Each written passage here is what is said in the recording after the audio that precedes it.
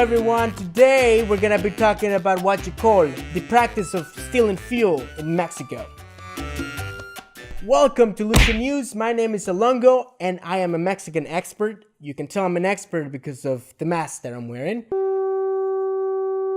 On January 18, 2019, a pipeline carrying gasoline exploded in the city of Tlahuelilpan, Hidalgo. The explosion killed 114 people and injured dozens more. Mexico's authorities blamed fuel thieves who had illegally tapped into the pipeline. The explosion was particularly deadly because large crowds of people had gathered around to steal the remaining fuel. But let's give a little bit of history about what's going on in Mexico. In the 1930s, Mexican President Lázaro Cárdenas nationalized petroleum with the state-run company Pemex. This gave Mexico autonomy over the production of gasoline and a steady income for the Mexican government to fund the different public programs that were taking place at the time. But after years of corruption, fuel theft developed and continued to be a long-term problem in Mexico. This worsened in the 2010s as organized crime groups began to include oil theft as part of their mainstream of revenue. With the international increase of fuel prices, the criminal activity became a lucrative business for thieves. Investigators believe that people within Pemex were helping them by sharing the exact time that the fuel was going to be flowing through the pipelines,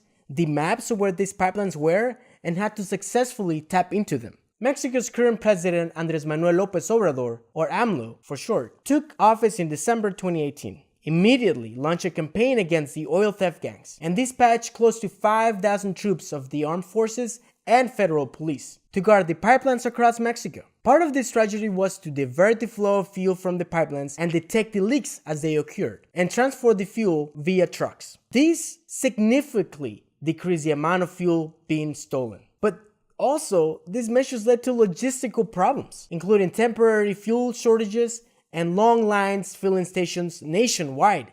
But apart of these economic impacts, the environmental impact is greater. Millions of gallons of oil and gas have poured into the soil and aquifers. Many environmentalists are warning about the long-lasting effects on the environment and life. So there you have it, that's what's happening in Mexico. Thank you so much for watching. Hope you enjoyed this and you can subscribe to my channel and I'll see you soon.